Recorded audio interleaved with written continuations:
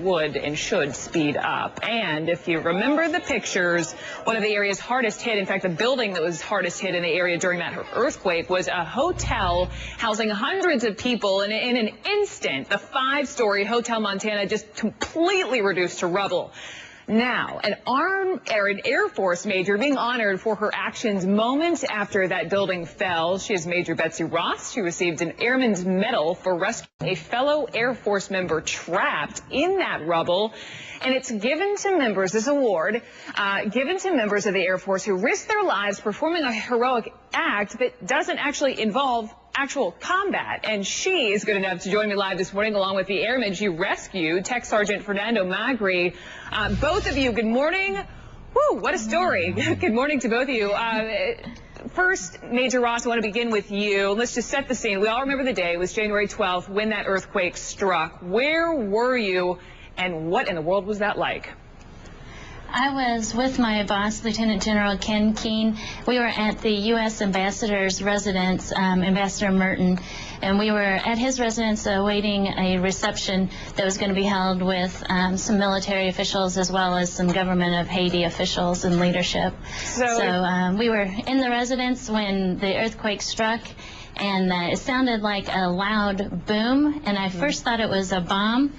And so I didn't know if I should stay inside or go outside. So I said, well, I better stay in if it's a bomb. And then a few seconds later, when the shaking continued, I realized quickly that it wasn't a bomb and it was an earthquake. But by then the shaking was so strong that I couldn't move. So I just sat down on the floor and hoped for the best.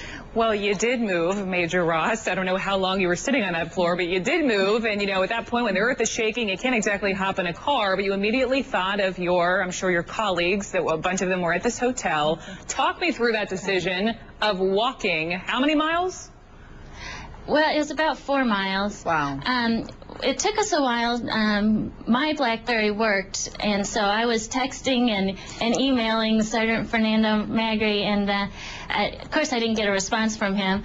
But we were up there for a while trying to kind of come to terms with how bad the earthquake was and what the effects were when one of our other teammates, Lieutenant Colonel Chris Thomas, made his way from the hotel. He survived the hotel and made his way out and came up to the residence, and that's when we had our first indication of just how bad the earthquake was, but also the hotel where our folks were staying. So as you're headed to the hotel, Tech Sergeant Magri, I see you sort of nodding along and smiling a little bit. I'm sure grateful to be sitting in that seat now. But at that moment, right? But at that moment, January 12th, you are in this hotel, rubble's coming all down. You get trapped, do you not?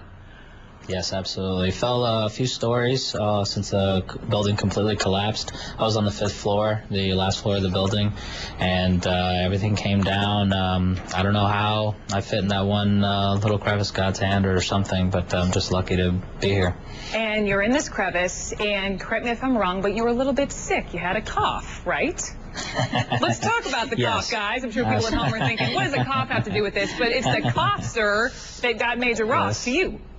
Exactly, absolutely. Well, I had been irritating Major Ross a few weeks before for a few weeks with that cough, and I had to go to Haiti with them, so it was starting to subside, but you know, it kind of kicked up with all the dust when I went under. But I was able to get to a certain point where I could be heard, make my way by tripping through rocks and moving things, and then I was in there for about 5 hours, and then I'm sitting there just kind of waiting for help, waving anything down that I can when I hear Major Ross's voice, some people saying, hello, hello, Sergeant Magri, and I say, ma'am? But the thing is that I coughed before that, and then she called out, Sergeant Magri? And you said, ma'am, you're even polite in rubble.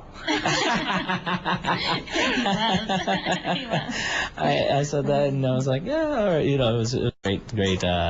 It's a great thing. I see. Voice. It's wonderful to see both of you in front of me. And Major Ross, you've gotten this amazing award. I believe it was only 9 people in the last 2 years have gotten this. How do you feel? How is it sitting next to your colleague here? Well, it's a very humbling experience, of course. You know, it's a great honor, and I think what I did was what every airman, soldier, sailor, Coast Guardsman would do. You know, one of our creeds that we live by in the military is never leave, one of our own behind. And I think what I did was what we would all do, and go find our folks. So I'm thrilled that I was able to find Sergeant Magri. I do want to just mention that we had another teammate, Lieutenant Colonel Ken Borland, that did not survive the earthquake. He was killed in the Hotel Montana there. So our heartfelt sympathy still goes out to his family, that he is not forgotten. Absolutely, as does ours. Major Ross, Sergeant Magri, wonderful of both of you to share your story with us. Amazing, heroic effort. Thank you both. Thank you. Well, Haiti, you've seen the picture.